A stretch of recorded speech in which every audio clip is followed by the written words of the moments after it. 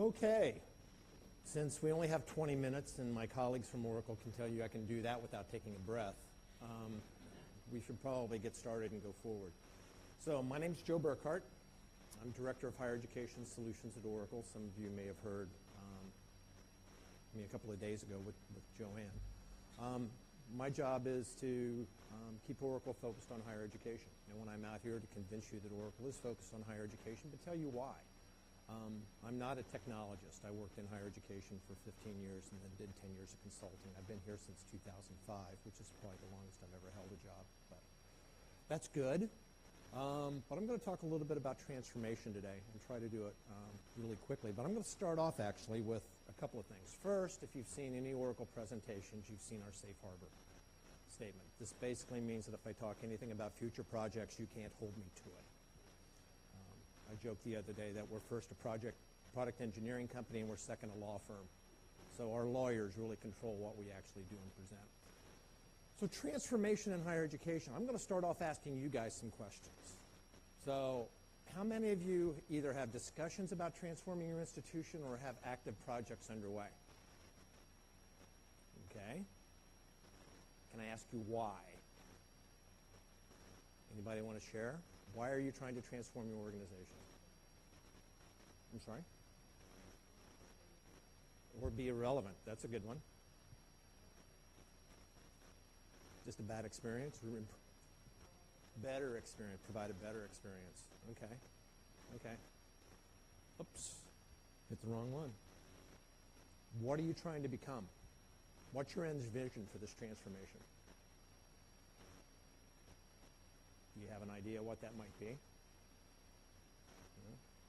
So if do you ever read Harry Potter or watch the Harry Potter movies? If you walk into Professor McGonagall's class and you're going through transformation, I want to become a cat or a bird or whatever, you got to have an idea what you want to become before you cast the spell, right? So that's the big question. We all know we need to transform in higher education, but we're not quite sure what we're going to become when we do it. And frankly, for the most part, we're reacting. We're not being proactive in these transformations. We're reacting to these external forces. So let's think about what some of those external forces are. First, we've been focused on rankings and outcomes for a while, but it's created a whole new pressure and a whole new context for us in higher education today. So obviously we have these major ranking organizations around the world and in different regions. But beginning with the economic downturn in 2008, 2009, there became this question about what is the actual value of education, especially from these funding entities, be they federal governments or provincial governments or state and local governments. What's the ROI that we're getting out of funding higher education? What are we actually delivering in economic benefits back to our societies? So there's been this big kind of question about what that is. And that's then driven to this idea of outcomes. Not outcomes that we think about within accreditation or outcomes within a class, but what's the actual outcome and benefit of providing higher education to a society? And they're trying to calculate an ROI. To the point where in the U.S., the majority of states have actually started to move away from funding students sitting in the classroom to funding institutions based upon how many students you retain from first year to second year and how many students you graduate, and maybe even how many of those students get jobs. It's starting to show up around the world, specifically as I was prepping for this. If you look at New Zealand's strategic plan, a major focus on outcomes. If we look at the higher education reform package for Australia that was just published, part of the funding for higher education in Australia will now be based on outcomes. Will be based on retention rates and graduation rates, at least as far as I could read it. So this places a different kind of pressure on us. And frankly, in higher education, if you ever watched Ghostbusters, the original Ghostbusters, we don't like outcomes in higher education. We don't like having to perform all the time, right? So this places a whole new pressure. This then is combined with this now digital experience that frankly we're being benchmarked against in higher education. This idea of immediate fulfillment and customer engagement, really changing that experience, and information at the speed of thought or the speed of light. So we see all these kind of digital things that are going on that are coming out from the consumer world, and what we're finding is we're not being, in higher education, we're not being benchmarked against the next school down the road or the other unis within my country. we're being benchmarked against the website that they were on 5 seconds before they came to your website. And that's the kind of experience that they're looking for.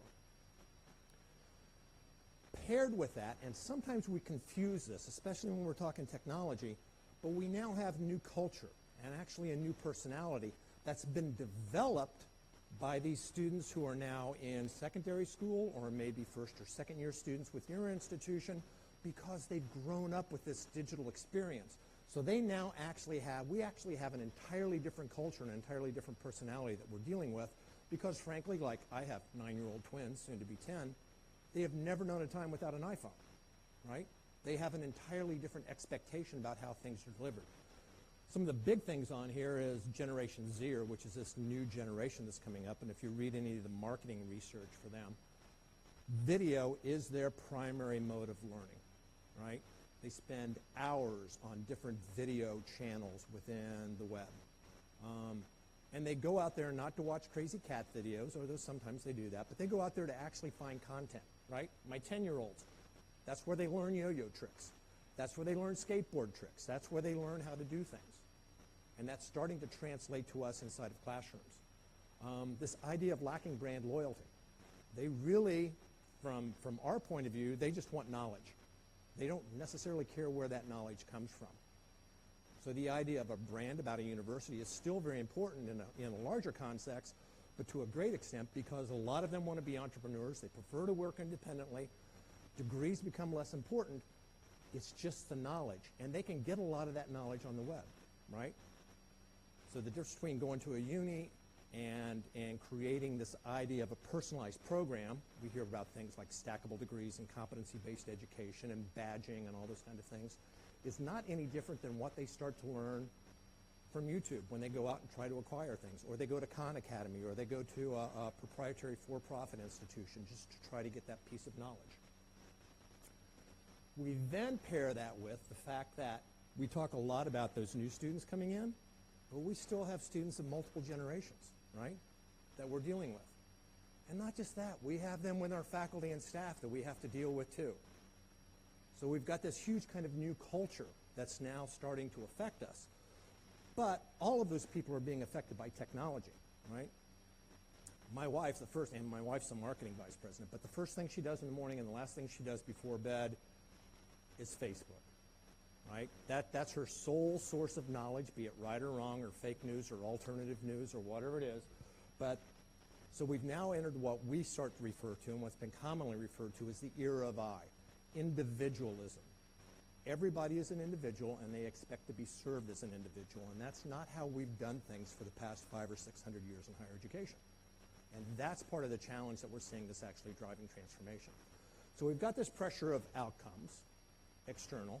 We've got these new technologies forcing a digital experience, and we've got this new culture that we're dealing with because they've grown up with this kind of experience, and now we're basically in this perfect storm that higher education is right in the center of, right? And that's what's really, from my point of view, what's really starting to drive a lot of the transformation. NMC is actually upstairs. They collaborated with EDUCAUSE on this report to start to think about what's going on in higher education. And this is pretty specific about the technologies and the things. One of the big things down here is advancing cultures of innovation. How are we as higher education innovating? Not how we're seeing Netflix innovate or how we're seeing Amazon or Alibaba or any other commercial site innovate and then taking that stuff into us. How are we actually innovating?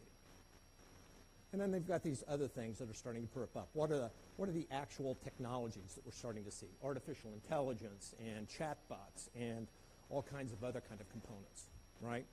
So, and this is where we start to, this is a free report, by the way. You can go get it from EDUCAUSE. And they might have copies of it upstairs, actually, at their booth. If you want to go grab a copy of it. These are the kinds of things that we're starting to react to. And what we really need to think about as we're reacting to this is not just reacting to the new technology, but how do we get, there's a saying in hockey, you guys follow hockey, you don't skate to the puck. You skate to where the puck's going to be, right? We need to figure out where that puck's going to be in 18 months, in 2 years, in 5 years, whatever it is, and try to get out in front of it. And recognizing that the puck's always moving. So as we develop our jobs, as we develop our transformation initiatives, I may need to get to that back corner over there, but I'm only going to skate to here because by the time I get over there, maybe the puck's moved over here. And now I need to shift over here, but then the puck moved back here, so I need to change directions. So if we jump into a project that's going to take us 5 years, by the time I got to that back corner, the puck may be over at this end, right? So we need to be constantly on the move and constantly agile enough in order to do that. So a lot of people are starting to look at cloud.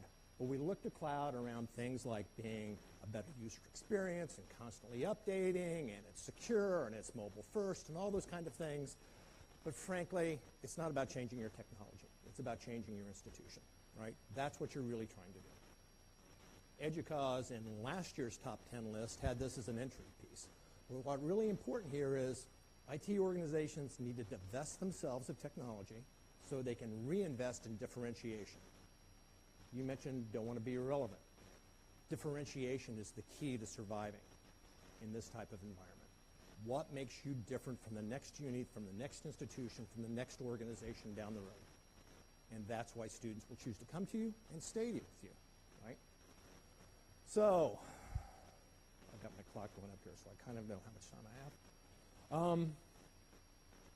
Gartner breaks systems now into 3 different types. Have you seen these trifurcated system models from Gartner? So, first they talk about systems of record, which is where we've spent the past 30 or 40 years focusing, right? These are your heavy transactional systems. This is where I process registrations, I do accounts payable, I do payroll, I process benefits, all those kind of things. These are systems that are managing the big pieces of data that frankly are mission critical, but they're not core mission. Your core mission is not processing payroll. Your core mission is not paying your bills. Frankly, your core mission is not enrolling students in courses. Your core mission is educating and doing research, right?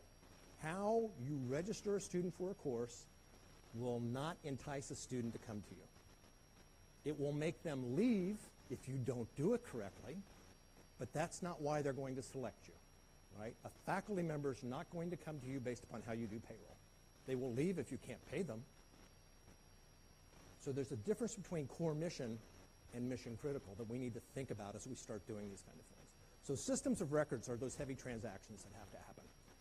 Then Gartner starts thinking about systems of differentiation. What differentiates you from the next institution down the road or from the next online organization, right? What actually differentiates when you're trying to recruit a new student or when you're trying to retain a student? And then finally, we have systems of innovation. And you can think about these as your research and development activities. Not pure research, like we think about from our research and our sponsored programs, but this is where, if we go back to that advancing cultures of innovation from that Horizon report, this is where we start to do things. This is where we develop new learning models, new interaction models, new engagement models that we're trying to do. And we might do a dozen projects up there before we find one that works. Right? Once we find one, then those become systems of differentiation. Once it's widely adopted within the industry, it's now a standard best practice. Frankly, it's no longer a differentiator. That becomes a system of record. My personal story on this is I went to school. I'm old. I got gray hair. That's part of my value and my job, right? I went to school in 1976 at a school in the U.S. We had computerized registration. I filled out a paper form. I took it into the registrar's office. I handed it in with my first choice and my second choice. 2 weeks later, I got my courses. My friends who went to other institutions had to take key punch cards and go into a big arena at Indiana University. It was called Assembly Hall, and had to go table to table to table and fight for their spots in classes until they got all their key punch cards approved, and then they brought it back, right? The system where I went to school was actually kind of a system of differentiation and a system of innovation, a system of differentiation. Those things got adopted widely. They cycled down into systems of record. And finally, they cycled all the way out the door. Nobody does registration like that anymore, right? Then we went to touch-tone registration. Then we went to web registration. Now we're thinking about mobile registration. Frankly, now we're thinking about pay-to-enroll termless education, right? And it's constantly changing, and it's changing faster than we can keep up with. So what we need to think about is how in our transformation process, first, what do we want to become? But what we really need to become is agile enough to know that whatever we're going to become, it's not going to be what we're going to stay, right? It's constantly going to change. So those are the three kind of systems Gartner talks about. They then follow it up this idea of bimodal IT. So the idea within bimodal IT is, and it gets back to that EDUCAUSE statement, how do I drive down the cost that I'm now spending to just maintain my systems of record? How do I reduce that effort? A good friend who was an acting CIO at a large technical college group in the States. 130,000 students, he had a big staff. And I was in there talking to him one day, and he says, you know, my challenge, I did the math the other day. I've got 150,000 staff hours a year. Out of that, I have 3,000 that I can use for innovation. The rest of it is just devoted to keeping the lights on. That's my challenge for my organization. And that's what this is trying to get to. How do I reduce that so I can shift those resources then into innovation? How do I grow my staff time and my effort at the innovation level in order to start positively affecting differentiation and meeting new student expectations, learner expectations, faculty expectations, primary investigator expectations, all those kind of things. So now you're into the little obligatory piece about Oracle. When we think about transformation, let me go back to this slide. This becomes the value of cloud computing, right? The value of cloud computing is in driving out your costs to maintain and keep the lights on within your systems of record so that you can shift those resources into doing cool things for your students and your faculty and your staff and your investigators and all those other things that are truly core mission, right? For us as a cloud solution provider, our core mission is to do payroll, is to do registration, is to do bursary functions, right? That becomes our core mission in a cloud world. You reduce your effort to run those kind of systems and start cycling and changing your efforts into those other kind of things. So when we think about Oracle solutions, we talk about Modern Campus and the Oracle Higher Education Cloud. And if you actually kind of dissect this, the colors on this actually start to correspond to those three layers I just had up, right? So we have your basic kind of systems of record, and I'm sorry, most of the people are on this side. So I'm trying to talk to both sides of the room, but the Oracle application clouds, right? So we have finance and budgeting, we have HCM components, we have our new student cloud solutions that include CRM capabilities. So all those things become then system of record activities. We then have kind of this layer, the overall platform that's then kind of combined that frankly helps you to differentiate, right? Because we can be more nimble in that area.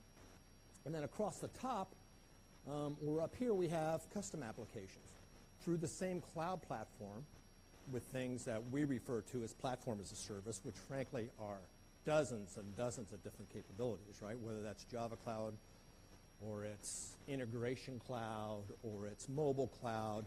But this is where you can start actually doing innovation and thinking about what things you can build that are actually going to be innovative, positively affect the experience, and then move those into differentiation. But that's all within the same cloud environment, right? So that's how we start thinking about enabling transformation, regardless of what you want to transform into, which is a key, right? You know, we talk about disrupting higher education. Frankly, if you look up disruption in the dictionary, it's not a good thing. And higher education, especially our faculty members, don't like to change very well, right? So we need to think about how we actually enable this agility and bring them along. So, Oracle strategy. First, figure out what the modern campus needs to look like. And that's going to be different for every institution. But we need to enable those high-level capabilities in order to succeed that. Deliver that through a modern cloud, but the next piece is then allow you to take a practical path to that cloud. It's not Big Bang anymore, because by the time you did Big Bang, once again, I'd be skating to that back corner and you'd be over here someplace by the time I got that project done. So how do we break this down into small projects that actually add value every time, but allow you to be agile enough to start making progress on that will get you to a total cloud environment when you want to, when you can, but don't bog down your enterprise so much that frankly, you raise the risk for failure. This could have fallen at any point. One of the things that we've started doing within this, and you heard us talk about it earlier, the key difference between higher education and, say, manufacturing or utilities or finance or healthcare is the fact that we have students, and because of that, we have student information systems, right? So one of the first things that we had to do was start building a new student information system, capitalizing on some of these expectations that we talked about with the new cultural expectations and the new technologies that go along with that. Things like termless enrollment, things like credentials that may not be traditional credentialing, right? So this is just a declarative statement because a lot of people don't know that we're doing this. First off, they think they look at our heritage product, Campus Solutions. Oh, you're taking Campus Solutions to the cloud. And the answer to that is no, right? You can run it in a cloud environment, but there were things within Campus Solutions that were limiting our ability to meet those new expectations that you have and your learners have. So we had to basically start from scratch with that. And these are all the components around Student Cloud. As I mentioned the other day, if you were in our session, one of the key things that we did was first we had to, we took advantage of some things we already had. When we look at higher education or higher education as a whole around the world, there's been a tremendous growth within those CRM kind of capabilities. And most institutions now are treating those as part of their student information structure. So we just acknowledge that and utilize these CRM capabilities, or what we refer to as CX, as core components. Things like recruiting and what we refer to as engagement, which is actually marketing, and support, which is actually dealing with service functions and figuring out how to basically handle student help desk activities, right? Those are the key components that are actually out there that we see schools adopting. And frankly, they're spending a lot of time and effort to integrate them into their heritage or their legacy student information system. So we use that as a base. Student management is then our key new transactional activity. And we had to start that from a different paradigm. The biggest one being the idea that terms may no longer exist. If we start out with a termless concept, we can build terms into it. If we start out with terms, the way Campus Solutions is now built, it's impossible to take terms out of the picture, right? So the biggest one was we had to start from a termless concept. And then start to layer in these overall student experiences. Financial aid for, yes, sir.